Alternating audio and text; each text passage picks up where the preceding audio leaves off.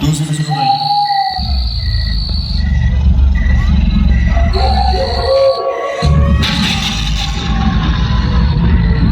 धन्यवाद महादेव, मुझे वो वरदान देने के लिए जिससे मुझे स्वयं लक्ष्मी प्राप्त होगी। लक्ष्मी।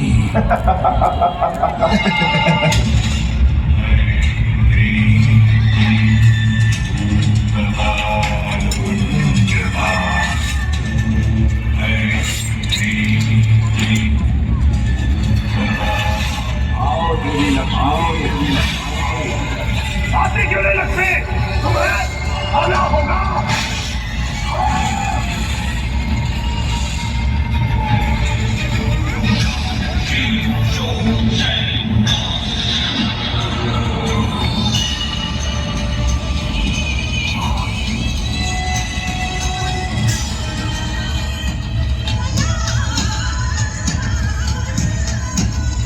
नरकासुर का समय प्रारंभ हुआ।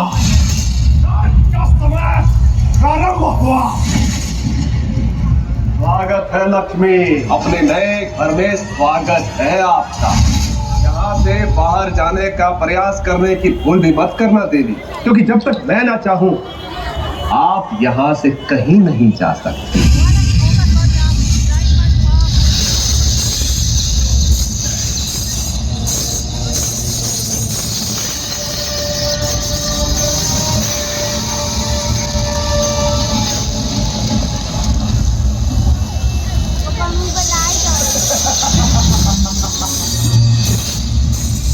तुम मेरी बंधक हो लक्ष्मी, और तुम्हें सदा सदा के लिए मेरे पास आना है। तो आपको तब तक मेरे साथ रहना होगा जब तक मेरी मृत्यु ना हो जाए। कर्म करने से पूर्व फल का आकलन करना चाहिए नरकासुर। तुम भूल रहे हो कि मैं कौन और क्या कर सकती हूँ। कौन आएगा मेरे अंत के लिए? कोई सहायता नहीं करेगा तुम्हारी देवी, क्योंकि मुझे वरदान है, बिना मेरी अनुमति के कोई मेरे लोक में प्रवेश नहीं कर सकता। और जब तक मैं ना चाहूं कोई मुझे मार नहीं सकता।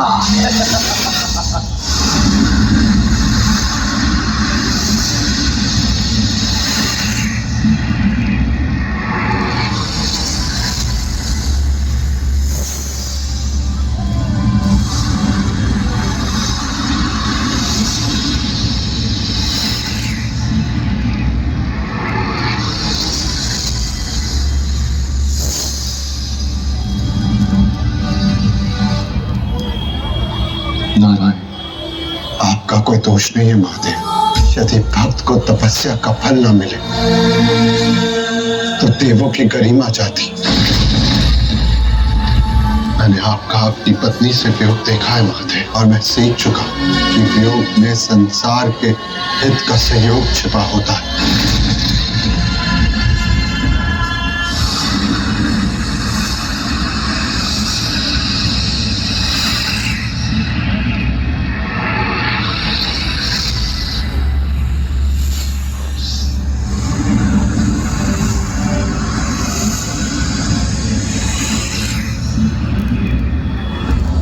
जब सती के शरीर के साथ में उग्र अवस्था में इधर उधर भटक रहा था और नारायण ने अपने चक्र से उस शरीर के भाग किए, तब वो भाग जहां जहां गिरे वो स्थान शक्तिपीठ बन गया। प्रज्योतिष में सती का योनि भाग गिरा था और नरकासुर वहां तांत्रिक साधना का उपयोग कर रहा है ना? मैं कामाख्या देवी के रूप में नरकासुर का संहार करूं और देवी लक्ष्मी समेत उन 16,000 स्त्रियों को मुक्त कराऊं। अब समय आया है कामाख्या देवी के रूप में मैं आपसे जन्म लूंगी देवी। मेरी देह ही उस ऊर्जा को नियंत्रित कर सकती। कामाख्या का जन्म मेरी नाभि से होगा। तुम्हारे उस रूप की ऊर्जा का वहन मैं सिंह के स्पर्श से करूंगा।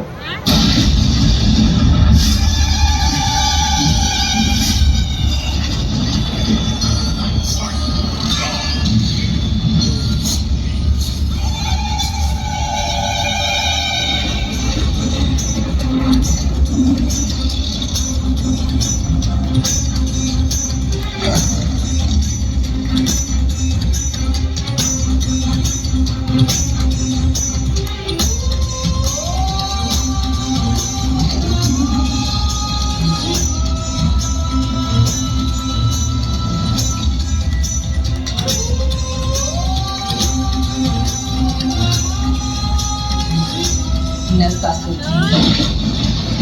जिसने नारी के जीवन को नर्क बनाने का सोचा, उसे सदा के लिए नर्क का अतिथि बनाकर भेज दिया जाएगा।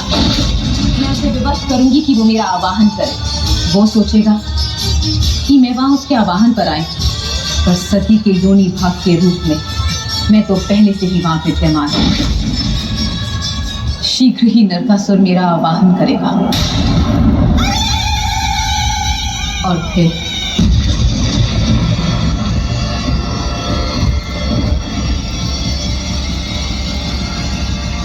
क्या अर्थ है इन शब्दों का? मैं पिता बनने की पहल क्यों नहीं कर सकता? नरकासुर हूं मैं मार्ग निकालूंगा, अपनी तंत्र शक्ति से पिता बनकर दिखाऊंगा।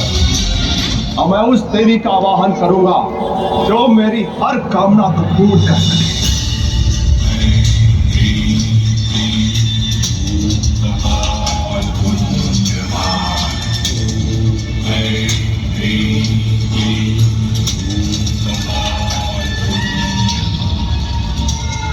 आवाहन मैंने किया है देवी, प्रकट हो, दर्शन दो देवी।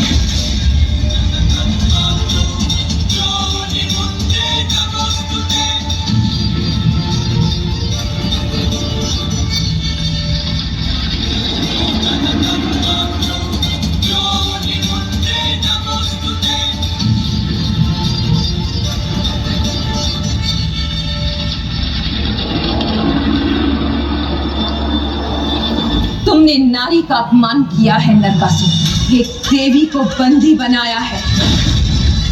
अब तुम्हारा अंत निकट है नरकासुर। इतनी ही बाधाएं जगा लो देवी, तुम बच नहीं सकती। अब देखो मैं क्या करता हूं।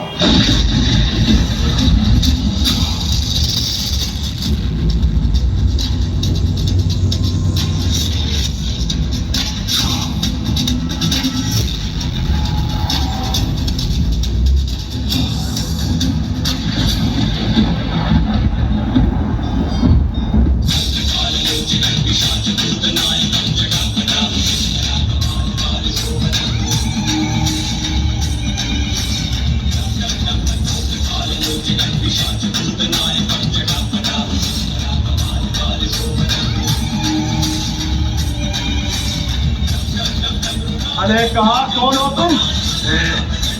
भयंकर भैरव, देवी का वास्ता का सेवक और उनका रक्षक। मेरे रहते तो उनके समीप नहीं जा सकता। और इन्हें मेरी मनोकामना पूर्ण करनी होगी। इसे पूरा होने से मुझे कोई नहीं रोक सकता, तुम भी नहीं।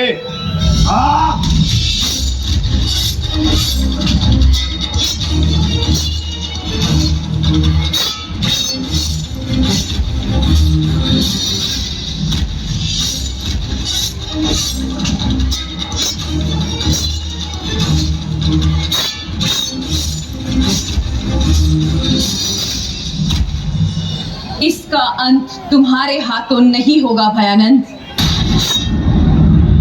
तुमने नारी को वस्तु समझने की भूल की, जब चाहा उसे भोग लिया।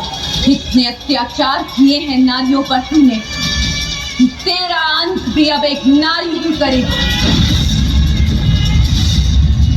मैं करूंगी तेरा अंत। 5 वरदान मिले हैं मुझे महादेव से, तुम मुझे नहीं मार सकती।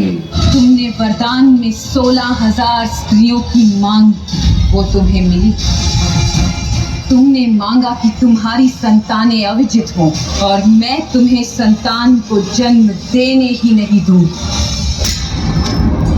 दूसरा वरदान ये कि जब तक तुम मर नहीं जाते तुम श्रीहीन नहीं होगे, अर्थात लक्ष्मी जो तुम्हारे पास है तो वो भी तुम्हारे पास नहीं रहेगी। नहीं, तुम मुझे नहीं मार सकती। ऐसी कोई शक्ति शेष नहीं जो मुझे मार सके। नहीं मार सकती तुम मुझे। चौथे वरदान, तुमने कहा कि कोई देव या असुर तुम्हें नहीं मार सकता, परंतु मूर्ख मैं तो योनि हूँ। नहीं, नहीं। पांचवा और अंतिम वरदान, मैं चाहता हूँ कि जब तक मैं स्वयं अपने अंत का आवाहन ना करूँ तब तक मारा ना जाऊँ। परंतु तुमने तो स्वयं मेरी कामना की, महाकाली की कामना की, तुमने अपने अंत की कामना की नरकासुर, तो तुम्हारा अंत प्रस्तुत है।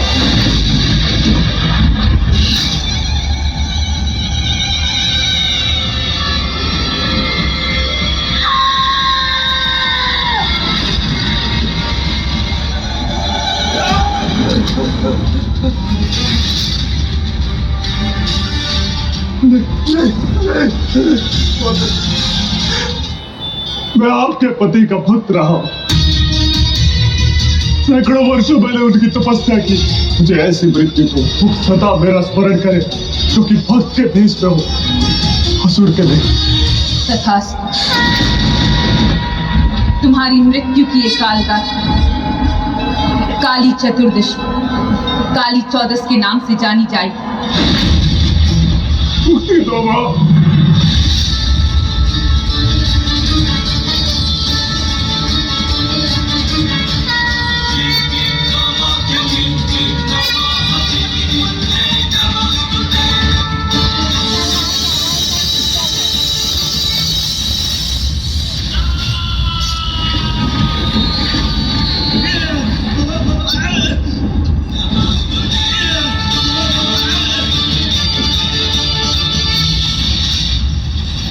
ब्रह्म ज्योतिष का ये स्थान सदा के लिए कामाख्या मंदिर के नाम से जाना जाएगा और तुम यहाँ कामाख्या रूप में विराजोगी पार्वती। भयानंद भैरव तुम्हारी और तुम्हारे भक्तों की रक्षा के लिए सदैव सज्ज रहेगा। आज रात्रि अमावस्या है और नरकासुर ने घोषणा की थी सबको श्रीहीन कर देगा, तो संसार को श्रीहीन होने से बचाने के लिए हमें आज रात्रि करना होगा।